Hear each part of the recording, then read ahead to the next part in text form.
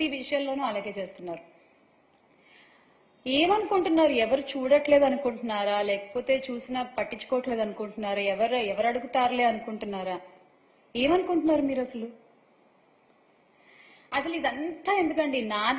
నాదే అసలు ఒక పెద్ద ఉదాహరణ. గుడ్లవల్లేరు ఇవన్నీ పక్కన పెడితే నాదే ఒక పెద్ద ఉదాహరణ. నా కేసు తీసుకుంటే నా గురించే ఇప్పుడు నేను మాట్లాడుతున్నాను, ఎవరి గురించి సంబోధించట్లేదు ఇక్కడ. ఏ రోజునైతే జగన్మోహన్ రెడ్డి గారు నన్ను అధికార ప్రతినిధిగా నియమించారో, అనౌన్స్ చేశారో, ఆ రోజు నుంచి మానసికంగా ఎంత కృంగదీయాలో అంతా కుంగదీసే ప్రయత్నం చేస్తున్నారు. లోకేష్ ఫేక్ న్యూస్ ఫ్యాక్టరీ వాళ్ళు, తెలుగుదేశం పార్టీ కార్యకర్తలు, అమెరికాలో ఉండేటువంటి తెలుగుదేశం పార్టీ అభిమానులు, కొన్ని అయితే అఫీషియల్ తెలుగుదేశం పార్టీ హ్యాండిల్స్ నుంచే అసభ్యకరమైన మెసేజ్లు. ఆ పేపర్లు కూడా నేను మీకు ఇప్పుడు చూపిస్తాను సార్, ఒకసారి చూడండి. ఆ గ్రూప్ ఏంటండి? ఆంధ్ర రాష్ట్ర రాజకీయాలు గ్రూప్. ఆ గ్రూప్ లో చూడండి, నా నెంబర్ ని అఫీషియల్ గా పెట్టేసి ఆ మెసేజ్ చూసారా మీరు? నేను నా నోటితో చదవలేను. ముంజని తగులుకోండి, బ్లడ్ దారలు కట్టాలా, చెవుల్లోంచి వేరేగా అనుకోవద్దు అంట. ఏంటండి అసలు ఆ పదజాలం? ఏంటండి ఆ మాటలు? ఇలాగా మీరు మాట్లాడుకునేది మీ గ్రూపుల్లో, మీ తెలుగుదేశం పార్టీ గ్రూపుల్లో మీరు మాట్లాడుకునేటువంటి భాష ఇలా ఉంటుందా? నాకు తెలీదు ఇప్పటిదాకా. ఇక తర్వాత చూడండి, ఆ రోజు నుంచి నాకు వచ్చేటువంటి మిస్ కాల్స్ అన్నమాట ఇవి. ఇంకెత్తడం మానేసా నేను అసలు. ఎన్ని కాల్స్ రోజుకి తక్కువలో తక్కువ 900 కాల్స్ అండి. అది తక్కువ. ఈ ఐకమత్యం చక్కగా నేరాలు చేసిన వాళ్ళని పట్టుకోవడంలో చూపించుంటే ఒక్క అమ్మాయి కూడా బలయ్యేది కాదు, ఒక్క తల్లికి కూడా కడుపుకోత ఉండేది కాదు. నిజంగా నాకు అనిపించింది, నేను మాట్లాడుతున్నా ఇవాళ. అలాగే చూడండి, అక్కడ మీరు చదవచ్చు టెక్స్ట్ మెసేజ్లు అన్నమాట అవి. నాకు ఫోన్ ఎత్తవే, ఇంకా సైలెంట్ లో పెట్టేస్తాం కదా, ఫోన్ ఎత్తవే అంటూ మెసేజ్లు. ఇటుపక్క చూస్తే అసలు ఎవరో కూడా తెలియదు. మళ్ళీ అడ్వకేట్ అంట ఆయన, అదిగో చూడండి, జగదీష్ అడ్వకేట్ అంట. ఆ నెంబర్ కూడా చూడొచ్చు మీరు అక్కడ, 9441950333. డబ్బులు ఎంత తీసుకున్నావు, what happen to the amount, ఇది వాళ్ళు మాట్లాడేది. సార్ నెక్స్ట్ స్లైడ్ కదా ప్లీజ్. సో చూడండి ఆ మెసేజ్ చూడండి ఒకసారి. అసలు నా భర్త గురించి మాట్లాడే హక్కు మీకు ఎవరిచ్చారు? నా ఫ్యామిలీ గురించి మాట్లాడే హక్కు మీకు ఎవరిచ్చారు? అంటే ఇంకా మీరు ఎంత వరకు వెళ్తారో అంతవరకు. ఎండ్ అనేది ఏముండదా మీకు అసలు? ఇంకా ఎడ్జ్ అనే పాయింట్ ఏముండదా మీకు? ఇంకా నోటికి ఎంత వస్తే అంత మాట్లాడడమేనా అసలు? నేను ఇక్కడ చాలా క్లియర్ గా నెంబర్స్ కూడా చెప్తున్నా చూడండి. ఈ నెంబర్ కూడా మీరు చూడొచ్చు, 9966929946. ఆ భాష చూసారా మీరు? ఇది చూడండి, పైసా శ్యామల ఎందుకు ఇలా మాట్లాడుతున్నావు, నీకెందుకు రాజకీయాలు, డూప్లికేట్ దానా, నాకెందుకు రాజకీయాలా? అవునా, తెలుస్తుంది ఎందుకో మీకు త్వరలో. కొంచెం జ్ఞానంతో ఆలోచించు, నువ్వేంటో 100 మందికి తెలుసు. మీ హోటల్ సీక్రెట్ ఓటమి ప్రభుత్వం వచ్చి 4వ నెల. అసలు ఏం మాట్లాడుతున్నారు? మాట్లాడి వాళ్ళు పెట్టేదానికి వాళ్ళకే ఒక్కోసారి నాకు అనిపిస్తుంది అసలు. అంటే ఇంకా అర్థం చేసుకునే వాళ్ళకైతే ఏమైనా చెప్పొచ్చు, ఇలాంటి వాళ్ళకి మనం ఏం మాట్లాడతాం చెప్పండి? ఇవి వాళ్ళు పెట్టే మెసేజ్లు. నాకు ఒక అఫీషియల్ హ్యాండిల్ ఉంది ట్విట్టర్ లో, జేపీఆర్ యువగళం. మన లోకేష్ గారి యువగళాన్ని స్ఫూర్తిగా తీసుకుని పెట్టినటువంటి పేజ్ అనుకుంటా అది.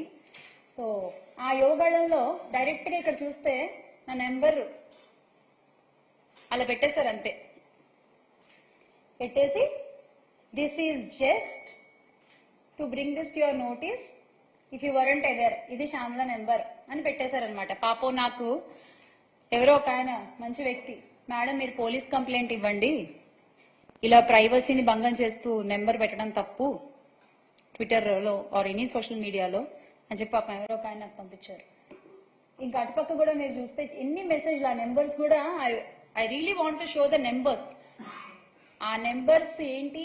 ఎస్, మీరు మీ రెడ్ బుక్ లో ఏం రాస్తున్నారో నాకు తెలియదు, కానీ మీరు చేసేవన్నీ, రాష్ట్రంలో జరుగుతున్నవన్నీ ప్రజలు చూస్తున్నారు, దేవుడు చూస్తున్నాడు, దేవుడు రాస్తున్నాడు, ప్రజలు కూడా రాసుకుంటున్నారు. మీకు అన్నిటికీ సమాధానం చాలా త్వరలోనే దొరుకుతుంది.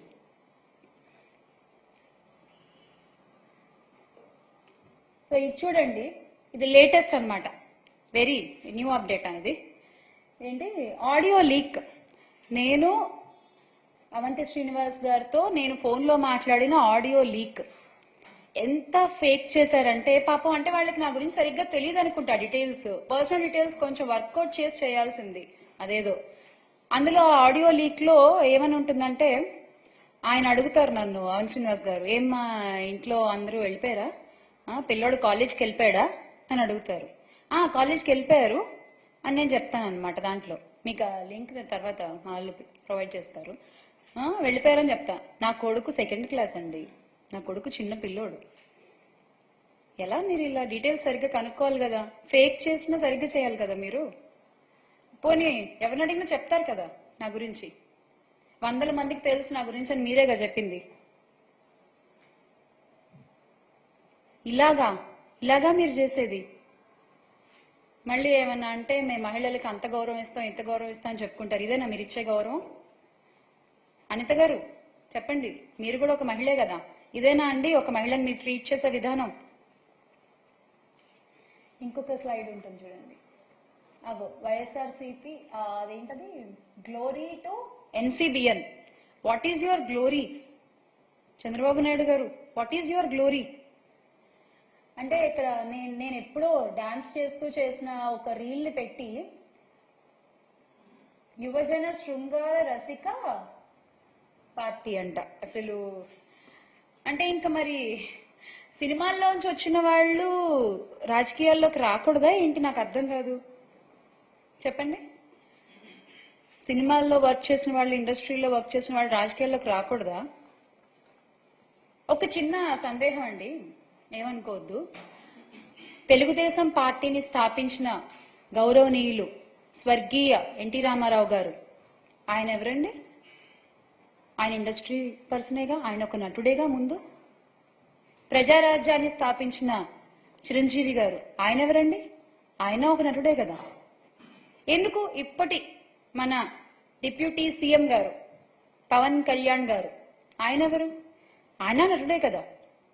అంటే అబ్బాయిలు వస్తే పర్వాలేదు, అబ్బాయిలు వస్తే సూపరు, అమ్మాయిలు వస్తే మాత్రం అంతకుముందు వాళ్ళు చేసిన ఇలా పోస్ట్ చేసేసి మీకు నచ్చినటువంటి టెక్స్టులు రాసేసి క్యాప్షన్లు పెట్టేసి ఇలా చేస్తారా మీరు?